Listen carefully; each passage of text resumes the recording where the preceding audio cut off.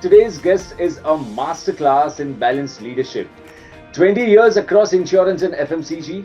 Ms. Swati Savera. I have learned is no matter how strong your plan is, you have to be ready to adapt. The difference between boardroom slides and real world execution. You know what I really loved, Ms. Swati, is how you showed that leadership isn't about designing pitch perfect strategies, it's about listening and adapting. My advice to the other leaders would be that when you are faced with a hard financial trade-off, zoom out and ask what keeps the ecosystem healthy.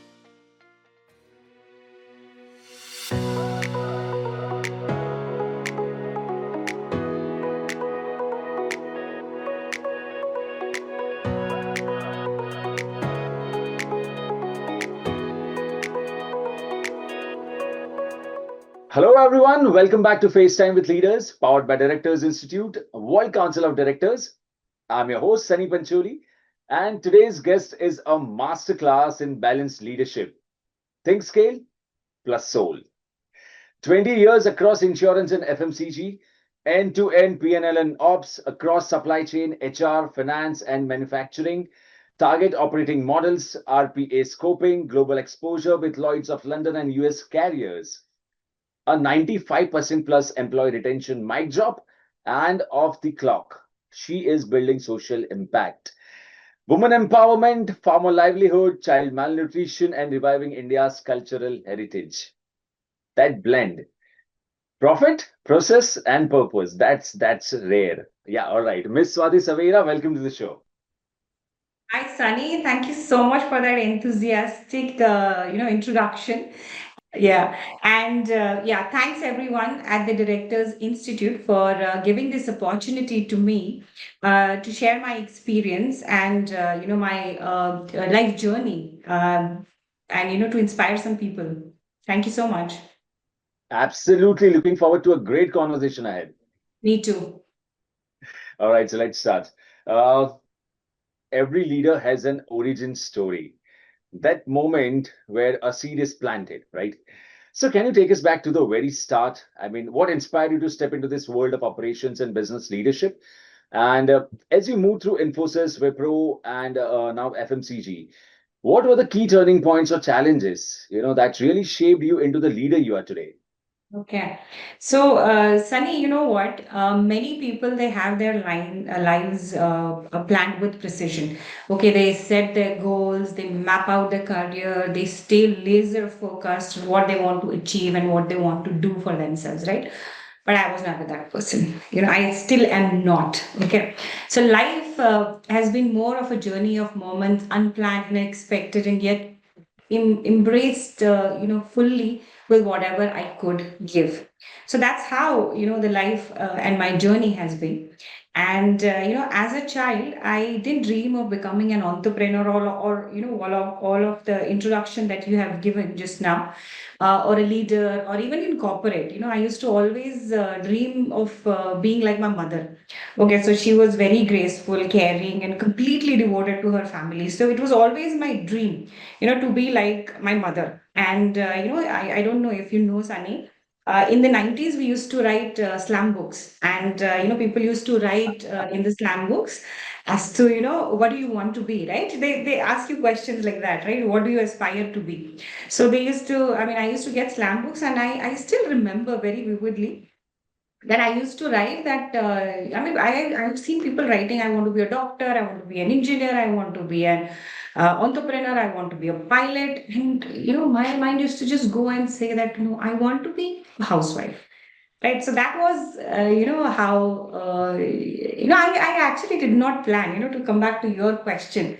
But one thing I knew that, whatever I do, right, I give my 100% to that. And what I kept doing was I kept taking up those opportunities and kept giving my 100% to those opportunities. So from my 10th standard to my then 12th, then I took up a job, then eventually landed up in entrepreneurship. So that's how my journey has been. So it was never planned. There was no blueprint I ever had But one thing I kept, and one thing I knew that I was good at was give my 100% to whatever I get in life, right? So that's what I kept doing. So I began my career as a customer service representative. So that point in time, call centers or data centers as we call it, they were in boom. So I landed up an opportunity in as a customer service executive or representative in Wipro. Then I moved on to underwriting in Wipro only. And eventually, I found myself on the crossroads when Infosys offered me a manager's position. And that was not an easy decision for me to make. I was stepping out of my comfort zone because earlier in all my jobs I was an individual contributor. Now getting into a manager's role, managing a team, was a different ball game altogether. So, and on top of that, we had to work night shifts. But, and, also I remember, that point in time, I took up night shifts and, my daughter, she was about 3 or 4 years old. So she was very, very small. But, survival demanded courage. And, I took that leap. So I joined, Infosys as manager.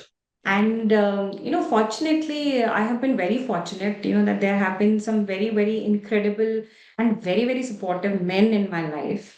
So my father was very supportive, and he gave me all the opportunities that all my, that my brothers had.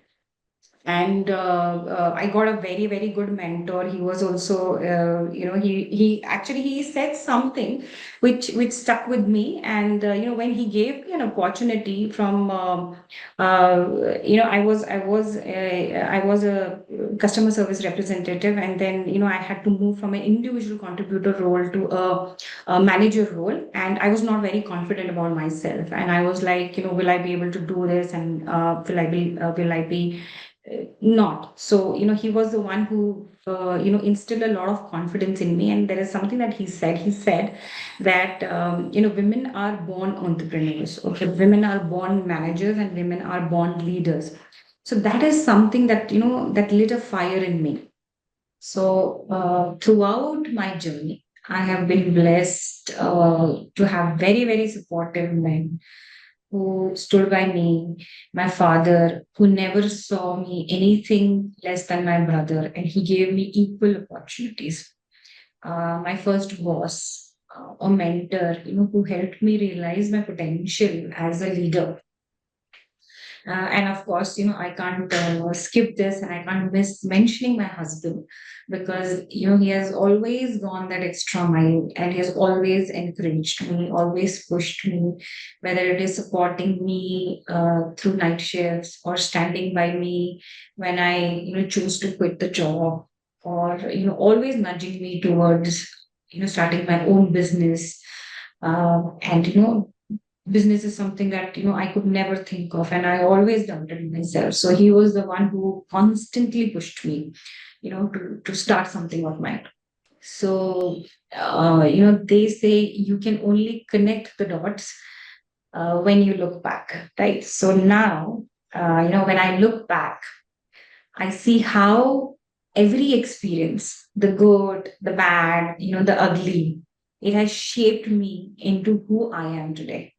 Okay, each challenge, it carved me, it carved out that leader and the entrepreneur that I have become.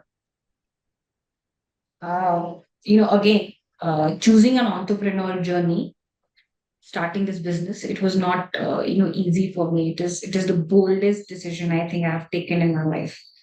And no one in my family had ever walked this path. Okay, all my family, my uncles. My father was in army, my uncle was in navy, my another uncle was in military, my aunt was in teaching, right? So everyone served, and so I believe that service was the only way of life. I don't know if you have experienced something like this, but yeah, and that is how my family background and my entire environment was. But my husband, his relentless encouragement gave me that courage to try something new, and to leave my job and become an entrepreneur. So, and it was again, a very, very big leap of faith. But I knew one thing that, whatever I choose, I will give my 100% to this. So, I mean, I just thought to myself that, I have done everything, I think, so far. I have done well in school. I have done well in my job. I have, excelled in all the jobs that I have taken. And this might be my last chance, to test myself in business. So, and more importantly, I just wanted to become an example for my daughter. Like my mother was my role model. I wanted my daughter also. I wanted my daughter to see that role model, um, and I wanted to be that role model for my daughter. So I wanted her to see independence, courage, decision making, and also owning your mistakes, right? So that's what encouraged me to come this far, and then take that journey of being an entrepreneur. And I think here I am today, carrying forward all those experiences, all that courage, and giving my very, very, very best to this new chapter of entrepreneurship. Because at the end of the day, that's what who I am, right? Someone who may not plan every step, but who always shows up, gives her all, and turns opportunity into something meaningful. So, to sum it up all, and to sum up this experience, I think, life doesn't always go as planned, but it sure does reward those who give their best. And, yeah, that's how that's how I just, took that, and I took it in my stride. And uh, whatever kept coming, I kept giving my 100% to that. So, that's how my, journey has been. And that's such a powerful journey and so relatable. So, Ms. Swati, you have gone from leading small, close-knit teams to managing entire business ecosystem, supply chain, HR, finance, manufacturing, distribution. It's one thing to set strategy in the boardroom, and it's another to see it executed on a factory floor or a distribution route. So, what's been the biggest challenge you have faced in making sure big picture plans actually work in day-to-day operations? And what have you learned about bridging that gap? All right, very interesting question, Sunny. But you know what? In the boardroom, everything looks very neat and tidy on the slide deck, the supply chain flow, smoothly distributed, the routes are perfect, and the timelines look so achievable. But the moment the plan hits the ground, the reality, it humbles. You can make the best of the plans in the world, but if it can't be executed, it's just a strategy on paper. Won't you agree with me? Absolutely. Yeah. So, see, what I have learned is no matter how strong your plan is, you have to be ready to adapt. Okay. Things will go wrong. The business, in business, you don't always have the luxury of time, right? Decision needs to be made fast to keep the wheels moving. Right. I'll give you a small example. And once we had to supply Lucknow turmeric. So, again, because we are doing all OEM products, so there is a product, Lucknow turmeric, that we have. On paper, the plan was clear. Okay. The delivery was in 45 days once we received the purchase order from the client. But uh, the order came in late. The monsoon had already begun, and suddenly the turmeric that normally dried in weeks was taking twice as long. So instead of 45 days, it took us 65 days, and no amount of strategy. And whatever we put on paper, it just did not change that, right? So it was very frustrating experience. I mean, the clients was asking, we were missing deadlines and timelines, but it taught me something very, very important. Okay, in FMCG, demand and supply are like dominoes. If one fails or it falls out of line, the whole chain feels it, right? After that, what we started was we started placing the demand in advance. Okay, we did not wait for the client to give us the demand. We studied the market, and basis the market trend, we started giving we started placing the demand in advance instead of waiting for clients' order. That little tweak, it made a lot of difference. So for me, strategy isn't something fixed blueprint, right? It's living, it's breathing, thing that can change with ground reality. And often the best insight don't come from the reports, right? So I mean, you can make best of plans, but it will not come from the report that you have. It will not come from the analysis you have, but they will come from listening to the people on the front line. So at the end of the day, the plan gives you direction, but flexibility is what keeps the business running. Absolutely, absolutely. And that's such an eye-opening way of putting it. The difference between boardroom slides and real-world execution. You know what I really loved, Miss Swati, is how you showed that leadership isn't about designing pitch perfect strategies, it's about listening and adapting, right? Yeah.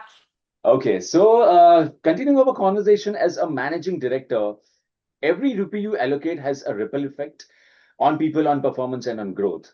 So, can you share a moment where you had to make a really tough financial decision, maybe balancing short term profitability with long term impact? And part B of my question is, how did you navigate that, and what was going through your mind at that time? Okay, I think in the life of an entrepreneurship, there are many moments, like this that come into the life, and like I said, that everything can be on paper and it looks pitch perfect on paper, but there are sometimes tough decisions that you have to make because you have food to put on people's table, your employee who trust you, right? So I just remember one such incident when I was sitting in my office and talking to my CFO and my project team. We were going back and forth on the numbers, and on paper, it was very simple. Our margins were about what it was very simple. And then, however, when we were going through, the numbers, it looked like our margins are collapsing. But in reality, what was at stake was bigger. It was the trust and the long term relationship that we had with the vendor and the commitment that we had made out to our client, and the overall stability of the business and the business change. Okay, so we had a nutraceutical vendor who insisted on price increase. Okay, now, and fairly so, because given the rise in the the cost, they were expecting that we should increase the price. But the timing was tough. Our client was not in the price revision cycle, so passing on that increase forward was impossible for us. The options in front of me were uh, clear, but it was painful. Either I had to push back the vendor and risk straining that relationship that we had with the vendor, or press the client and risk the project itself. Okay. Or, I mean, the third option was take the hit ourselves. So none of this was easy, right? You'd agree to that, right? So, after weighing it carefully, I decided that we would absorb 50% of the increase. Okay. Now, it meant a significant dent in our profit margins, almost half of what we had planned. But to keep both our vendors and our client protected, more importantly, it ensured that the entire supply chain is protected, and the delivery is continued and it is smooth without any disruption. Okay. So in short term, yes, our profitability it dipped, but in the long run, it paid back. Okay. The vendor stood by us with greater loyalty, and the client also appreciated our reliability. And when the next pricing revision cycle it came, we were able to balance out our margins. That decision reinforced in me that leadership in OEM, or original engine manufacturing, or the things that I'm managing, isn't about deciding, or it is not about defending the bottom line, but it is about holding the entire chain together. So the big lesson that I took away is this: that sometimes safeguarding a trust and continuity is worth more than quarterly numbers. And concluding and summing up this entire experience, my advice to the other leaders would be that, when you are faced with a hard financial trade-off, zoom out and ask what keeps the ecosystem healthy, because the profits can recover, but the broken relationships rarely do. So, you see, there has to be a balance, right? And you actually have to maintain a very, very, healthy balance, and something that is beneficial in the long run for everyone in the team. So yeah, so that was my experience that taught me this. And that's incredible. That's truly incredible. Thank you. So talking about employee retention rate, you achieved 95% plus success, which is truly remarkable. What was the key to building a workplace where people genuinely want to stay, and how have you carried those lessons forward into your current leadership role? Yeah. Um, Again, an interesting, very interesting question. And I'm sure, like, basis your experience, and, everyone would have their fair share of, sharing the examples, or why do they think that, people stay with companies. So, in my previous organization there was a tradition, and that always stuck with me. So employee who had been with the company for more than 10 years, they would wear a golden lanyard. Okay, so Sunny, those lanyards, right? Yes, People, yes, they yeah, have their company lanyards. right. So we would wear those lanyards. I'm not wearing one right now, but yeah. So so we have those lanyards, and the people who completed more than 10 years, they would get those golden lanyard. And they were not just wearing it, okay, they were looked at differently. So you understand, we are passing by, and somebody comes and we see, oh, golden lanyard. So immediately, that respect comes. Oh, this person has been over 10 years with this organization, right? So that's a different kind of respect, and you could sense the respect, the pride, and the belonging, right? So I used to always wonder that, what makes them stay for this long, right? So, and I used to always think people wearing those golden lanyards, and they used to brag about themselves. So then one day I realized that I had become one of them. So I myself spent 12 years in Gallagher.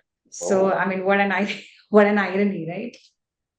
So yeah, so I mean, I almost spent 12 years in that organization, and I would probably still be there if this entrepreneurial journey or opportunity hadn't come along. But what kept me there was the culture. Okay. It wasn't about titles or perks. It was about the freedom to make decisions, even to make decisions and learn from them. I mean, you would make decisions, you would you would make mistakes, right? And you will learn from those mistakes.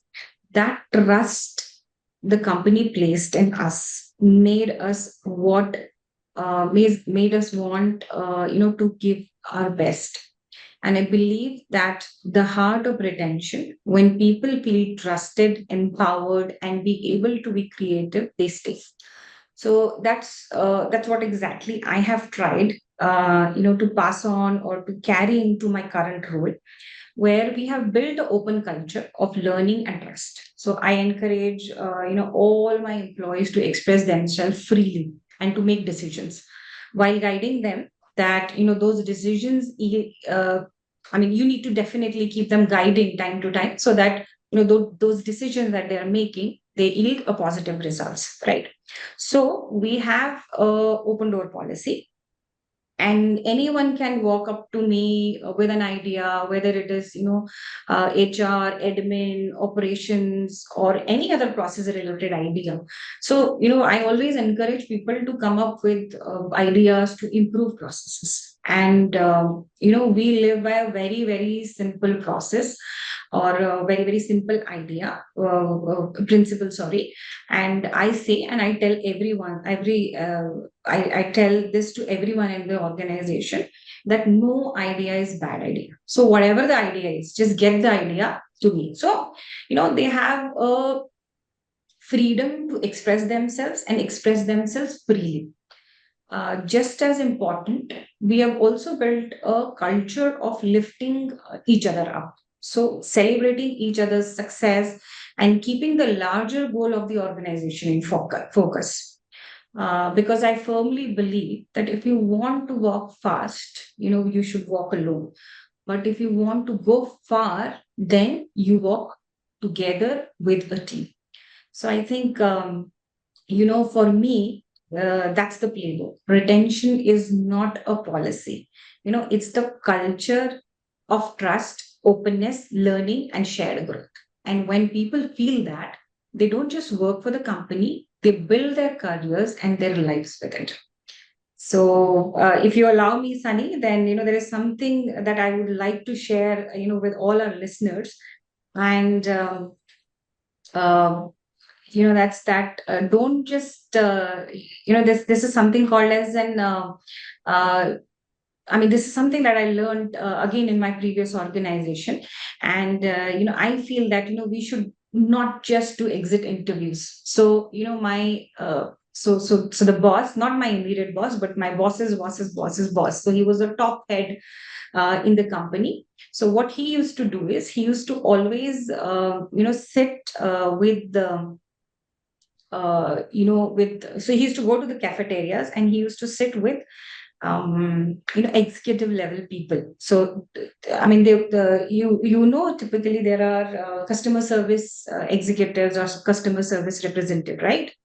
So he used to, I mean, he was at the top level, like a director level position, but he used to go and he used to sit with them. And, and we used to always wonder if there was a manager or his immediate reportee sitting on the table next to him. He would not go there and sit, but he would sit with those people. And we used to always wonder that, why does he do that? But I think, that is important. You need to understand what do the people at the ground feel about the organization? And I think, that gives you a lot of feedback on, how you need to improve and where you need to improve and, what motivates an employee and why do, employee would want to stay. So yeah, that's something again, that is stuck with me. And from time to time, I also try and do that in my organization. Okay. So, Ms. Swati, that scene you described, people celebrating decades, made the metric feel so real, actually. Great. So, I'm loving this conversation, but it's now time to shift gears a bit. And welcome to Rapid Fire Round. So, no strategies, no boardroom talks, just a bit of fun. Certain rapid questions, and there is no second thought given to it, no overthinking, just instinctive answers that whatever first strikes to your mind. All right. Okay. Yeah, So, the first question, tea or coffee? coffee always. Okay. One dessert you can never say no to. Okay, I'm actually a dessert person. I have a sweet tooth, but if I have to choose one, that will be moong ki dal ka halwa. Oh, welcome And to the gang. yes, and the latest favorite is a mochi ice cream nowadays. Yeah. So since I am now in Japanese food also, so I like, yeah, mochi ice cream. So, yes, beach vacation or mountain getaway. Anything, but I think mostly we end up doing a beach vacation because our daughter likes a beach. Okay. Favorite festival to celebrate at home. Okay. This is a little unconventional, but I think, Raksha Bandhan is what we celebrate wholeheartedly. The entire family gets together, and I think that's the one festival that celebrates relationships. So yeah, Raksha Bandhan. Nice. One app you open way too often. I think now it is Instagram, but yeah, LinkedIn also I open quite. Okay. One song that instantly lifts your mood. all the way, all along, only one song. I mean, many songs have come and gone by, but Nile Nile Ambar Pe is something that instantly lifts my mood. And another song is it's an English song, Photographed by Ed Sheeran. All right. Your favorite way to spend a lazy Sunday? I hardly get lazy Sundays, but yes, I mean, if I do have lazy Sunday, then it is Netflix. Netflix. I'm not a person who can just sit on the couch entire day, so I paint a little bit. Okay. So yeah, Netflix and paint. Yeah. Wow. Wow, what a combination. Okay. So books or podcasts? What's your pick for relaxing? Again, I mean, relaxing if you ask me, but that will be, again, a light-hearted movie on Netflix. I'm not a book person, but yeah, podcast sometimes. My husband also does a lot of podcasts. So yeah, I mean, I sometimes help him and yeah, do listen to some podcasts, not many. Okay, so since you are a movie lover, one movie you can rewatch endlessly. So Jerry Maguire, I don't know if you know Jerry Maguire. Absolutely. My favorite list में सबसे ऊपर. Okay, Jerry Maguire. Yes. Yeah. So there's one more movie which I can. I mean, it's no brainer. Just light-hearted romantic movie is Me Before You. So that's something that I can watch endlessly. Okay. And there are some very very inspiring Korean series. So I'm too much into Korean series also, but I do like to watch Korean series also. Right. Interesting. Right. Okay. So sunrise or sunset? Sunsets. Uh-huh. An emoji that perfectly captures your personality. Okay, I don't know that smirk emoji, which is like, eye to the corner and this. I think that one, yeah. Okay. Unexpected. Finish this sentence. Happiness for you is. Seeing others happy. Great. So that was fantastic, fantastic fun, some unexpected answers. And, I think our listeners just got a wonderful glimpse of the person behind the professional. Everyone has a lighter personality, I think, behind this mask of entrepreneur and activist and doing social things and other lot of big things. Everyone has that personality, where they have that child within them. I think, I mean, I'm sure you would also have. Absolutely. We all do. We all do. And that is why we have this segment, which is called Rapid Fire Round, getting to know a little bit of the personal side of the professional. Yes. Right. It's important. I mean, I think it's important to stay grounded. Absolutely. Absolutely. All right. Getting back to the trek, let's talk about the challenges that the industry faces. And Ms. Swati, recent reports show that nearly 59% of Indian companies have faced some form of financial fraud in the last 2 years, with procurement fraud being the biggest concern. So, in FMCG, where scale and speed are critical, why do you think procurement is so vulnerable? So, to risk like vendor collusion and inflated pricing, and what steps can leaders take to build stronger, more transparent system to prevent this? Yeah, very, very good question, actually. And I think no industry can escape that, or it's the truth, it's the reality. And I think the best that we can do is first of all build very very strong systems, and the second thing is be prepared is what I would say. And I think nearly 6 in 10 Indian companies have reported some kind of financial fraud in the last 2 years, and procurement definitely tops the chart. So it's a vulnerable, I think, division or area where there is maximum financial frauds that happen. The numbers are alarming, but what really brings it home is when you're sitting in a review and the vendor invoices you have seen 100 times suddenly doesn't add up. That's when you realize that this isn't about just money, but it's about your reputation, your integrity, and the trust that holds the entire business chain together. So in FMCG also, or OEM, procurement is, it's especially exposed because of the scale and the speed. And you're dealing with thousands of transactions across geographies, often with local vendors under constant pressure, to keep themselves stocked. So in that rush, and shortcuts or collisions can slip, and it can be unnoticed. So that's why in our company, what we have, and like I mentioned earlier, that we have built a culture and a system that makes misconduct almost impossible to hide. So, for example, when I talk about vendor and how you interact with the vendor, we have a process of three vendor quotation, and it is mandatory. Even the vendors are scrutinized. They undergo a very strong third party audit. We have measures in place where non-compliance is strictly regulated and punished, and there is no gray area. So it may sound like it's a complicated process, but that's exactly the point. The transparency. I mean, if there is transparency in the system, it requires structure. So uh, having said that, having putting so many measures in place, no system can be 100% foolproof, right? So there will be instances, and if I have to tell you one instance, Sunny, I remember a case where one of the employee was taking favors from a vendor. Okay, and it was exposed through whistleblowing.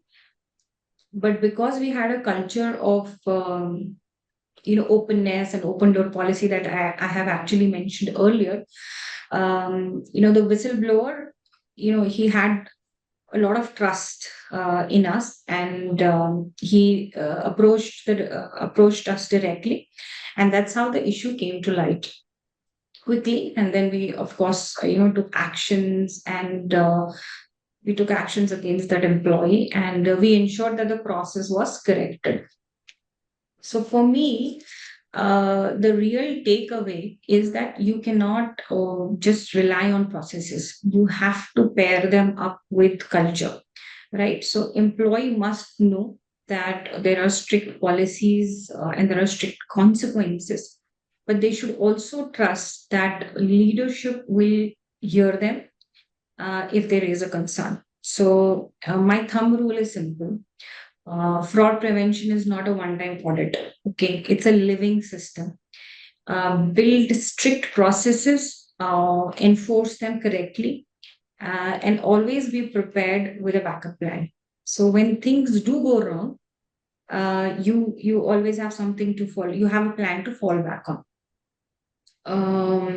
Because in FMCG or in any market, I think, and especially this market is very vulnerable, where a small breach can have a ripple effect through the entire supply chain. So that's what is very very important for us, and for our organization, and for the kind of culture that we have built in the organization. It's a culture of trust. First of all, we educate everyone that no one should do wrong, and if something like this happens, then we definitely have very very strict measures in place. So I mean, that's how we deal with it. Great, great. I really appreciate how you balance past pilots with governance. It's both practical and human. Right. So that brings us to the last question that I would like to ask you. Uh, you recently joined Directors Institute, a platform that focuses on governance, ESG, and boardroom excellence. So, Ms. Swati, what drew you to become a part of it, and how has this experience shaped your perspective on leadership and decision making at the board level? Okay. I have always, I don't know, Sunny, how much do you believe? But, I have always believed that the, environment that you are in, it plays a huge, very, very, very huge role in shaping you, right? So all my life, I have been, doing jobs, And while many of my friends are also, professionals, I realized that, they speak a language and I needed to speak a different language. Yeah. So I realized that that language they spoke wasn't the language I needed to speak if I wanted to operate at a board level. Okay. So if I had to think and decide and communicate like director, I needed to be in that company. Learning the technicalities, observing, how decisions are framed, surrounding myself with people who truly understand the business at that level. So that's why, I joined Directors Institute. So for me, it is an opportunity to polish my raw, on the ground business skills into something sharper, to learn from like-minded peers, and most importantly, to start looking at decisions not as an employee but as a director, from a director's perspective. So, to move from execution to stewardship, from solving problems to shaping the larger, direction. So I'm genuinely looking forward to completing this entire course, and I believe that it will make me a better director, helping me frame board papers more effectively, focus on clear ESG metrics, and test major initiatives through small board level pilot. I mean, that is all included in the course, of course. So before I actually implement that and before scaling. So, that's how I take this journey. And I actually, again, feel thankful to Directors Institute for, selecting and giving me that opportunity. So then, so that, I can explore that, side of my personality. Great to hear that, Miss Swati. And the moment you described in the workshop when the data flipped the discussion, really bring home why board training matters. And I really appreciate how you turn an uncomfortable board moment into a durable change. That honesty makes leadership real. Thank you so much, Sunny. Not at all, not at all. All right, so that is all for now. And Ms. Swati, thank you so much for sharing your journey with us today. From leading complex operations in fast-paced industries to building cultures of trust and purpose, and from driving profitability to creating meaningful social impact. Your story is a powerful example of what modern leadership looks like. So thank you once again for joining us on this conversation. Thank you so much, Sunny. Thank you for being so patient with me, and you're very kind.